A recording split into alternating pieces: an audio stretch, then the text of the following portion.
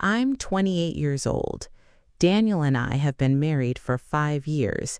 He is now 30 years old. He's my husband.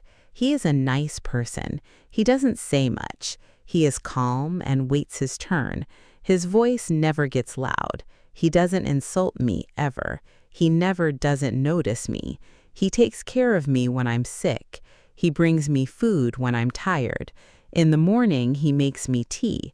When I get home late from work, he makes dinner. When I cry, he hears me. When I'm weak, he holds me. Emily, you are strong, he says. You have done great. Daniel is a good person, but I forget that sometimes. I have a good job. I work in an office for a business. Every month I make $5,000. I did a lot of work to get here. I did my work at night. It was extra work for me. I worked hard. Daniel still works as a delivery driver, though. Every month he makes $2,200. He works a lot of hours. He drives in the cold, the rain, and the sun. He's tired and late getting home. He has dust on his shirt and sore feet when he gets home. He never says bad things. There's nothing wrong with what he says. Even though I like my job, I began to feel different over time. I started to feel let down. I looked at some other pairs. I saw women with gem rings and high-end purses on. Men were getting expensive gifts, cars, and homes for their wives. I looked at Daniel. He wore the same shoes for 2 years. He never got himself any new clothes. He didn't ever buy me anything fancy. I began to think about other guys when I saw him. I got mad at first. I asked him one day, "Daniel, why don't you do something better? Why don't you start your own business?" "I don't know how," he said with a frown. "I've never done business before." I started to get angry. "Other men do it," I said. "Why don't you?" Daniel didn't say anything. He doesn't say anything. He didn't say anything, but he looked at me. His eyes were sad. I didn't stop, though. He kept making me think of other people. I told him over and over, "You're not like other husbands." My dad gets $1,000 every month from Daniel. They are sick and old. He pays for their drugs. Before he spends money on himself, he sends them money. He gives me the last $1,200 of his pay. I always said it wasn't enough, though. I didn't say thanks. I never respected what he did. He got home very late one night. "Where were you?" I asked him. I was shocked when he said, "I was looking for another job." "Did you find one?" I asked. "Not yet," he replied. "I will try again, though." He left early the next morning. He came back after the sun went down. It looked like he was very tired. He wasn't happy. He didn't say much. He told me after a week, "I got a second job. At night, I'll work at a restaurant. I'll get an extra $2,000.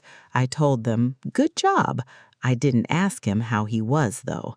I did not check on him to see if he was okay. Daniel began working at both jobs. He got up before the sun came up. He came back after the sun went down. It looked like he was very tired. He wasn't happy. He didn't say much. He told me after a week, "I got a second job. At night, I'll work at a restaurant. I'll get an extra $2,000. I told them, "Good job." I didn't ask him how he was, though. I did not check on him to see if he was okay. Daniel began working at both jobs. He got up before the sun came up. He worked all day. He worked all night. I was already asleep when he got home. He didn't have time to rest, laugh, or talk. He got home one night and went to the bathroom right away. Something fell. I rushed inside. He was lying down on the ground. He had a pale face. His hands were shaky. My voice was yelled, "Daniel, what happened?" "I'm just tired," he told me. "I'm feeling dizzy." I got him a taxi and took him to the hospital. Daniel was tired, the doctor said. His body can't handle this much work, he said. He needs to rest. He needs to sleep. I sat next to his hospital bed. I saw his face. He had his eyes shut.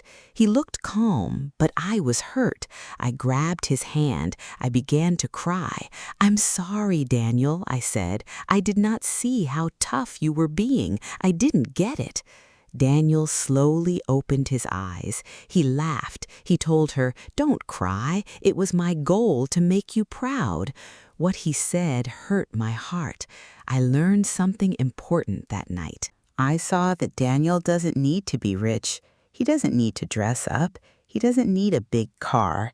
He doesn't have to get me diamonds. He gives me something better already. I love him. He makes me feel calm. He treats me well. I get help from him. He gives me himself. That's enough. That's plenty. I haven't compared him to other people since then. I stopped being upset. No longer do I chase after things that don't matter.